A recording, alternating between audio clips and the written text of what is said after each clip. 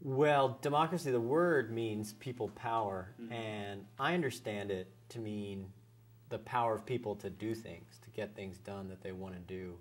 And many people think that we've achieved democracy when we have elections that are fair and that just like the one that just happened, and that people vote in substantial numbers and it's not too corrupt as ours isn't. And a lot of people think, well, democracy would be a lot better if we had certain reforms like campaign finance reform or better political districting.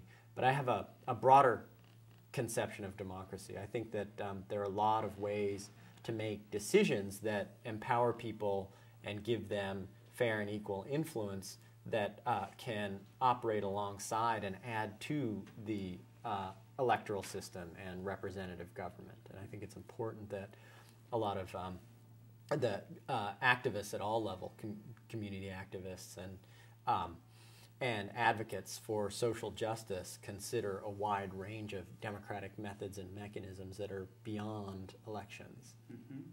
Picking up from what you just said, what are some of the implications of this most recent election cycle for understandings of democracy and for democratic process and practice in the country?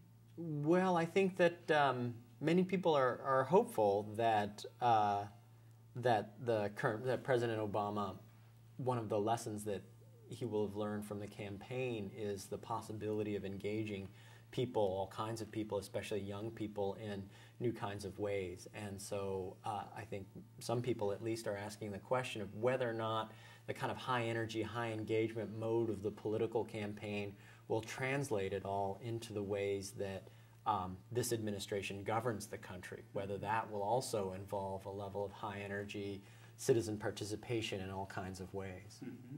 And did you see seeds of that in the election itself? Did you see perhaps signs of things to come that might augur an expansion of democratic approaches?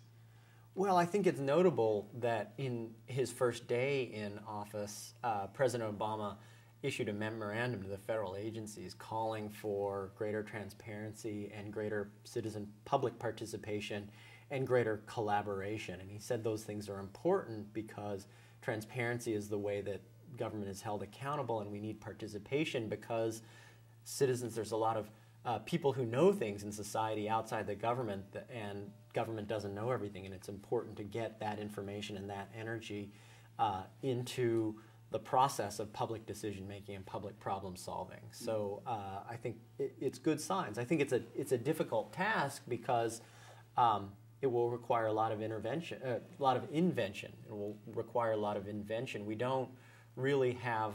We know how to run elections, and we know what a good election looks like and a bad election looks like.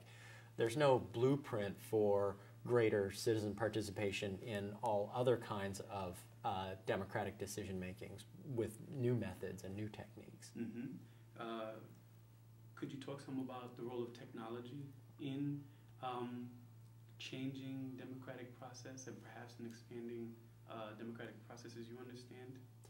Well, I think that technology is hugely important, but we don't know exactly how. And so nobody's nobody's invented the kind of killer app of democratic participation yet. Mm-hmm. And so technology has become very important in transparency and disclosure. It allows many more people to see how things are working in private organizations as well as government in ways that simply weren't possible before.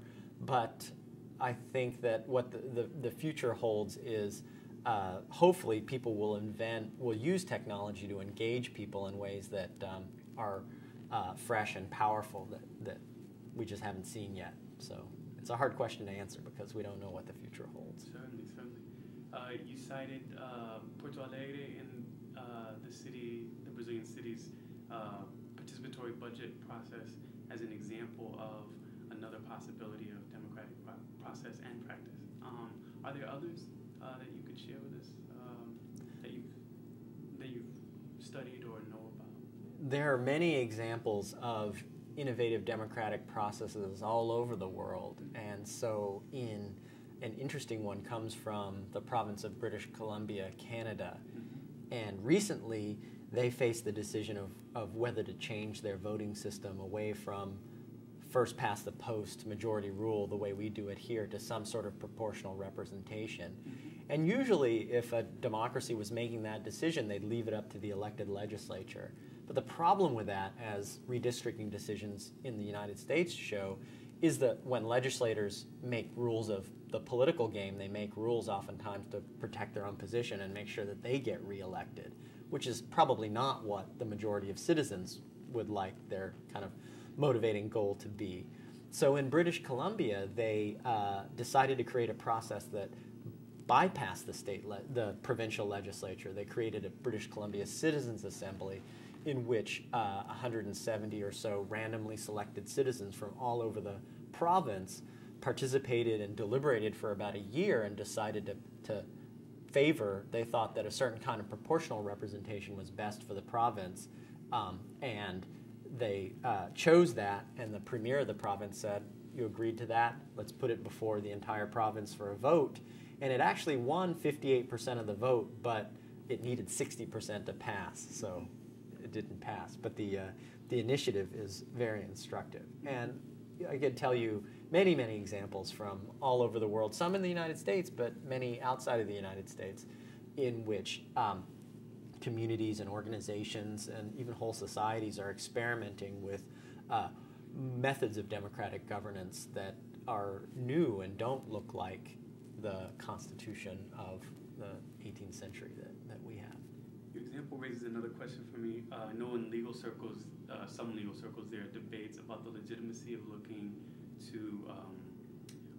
to other nations, other polities for examples of law and lawmaking. And I wonder if you could talk about the legitimate.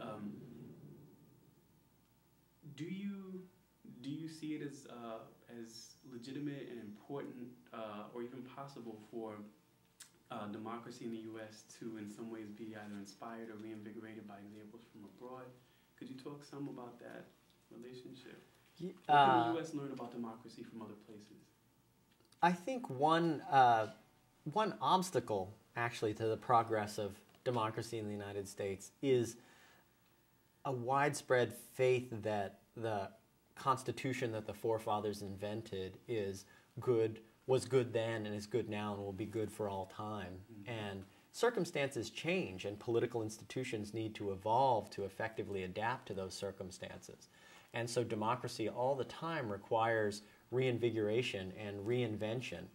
And I think in order to do that well, people in the United States, indeed people anywhere in the world, should look around very, very broadly for fresh ideas to spark their imagination and to learn. And so I think that it's very, very important that people in the United States don't suffer from or aren't bound by a kind of not invented here complex with regard to the political institutions that they have. We should be looking, just as we look to all sorts of experiences for how to make a better car or how to clean up the environment, we should look to everywhere in the world, to the four corners of the globe, to figure out how to make our democracy better. Certainly that's more important than even a faster car. Mm-hmm.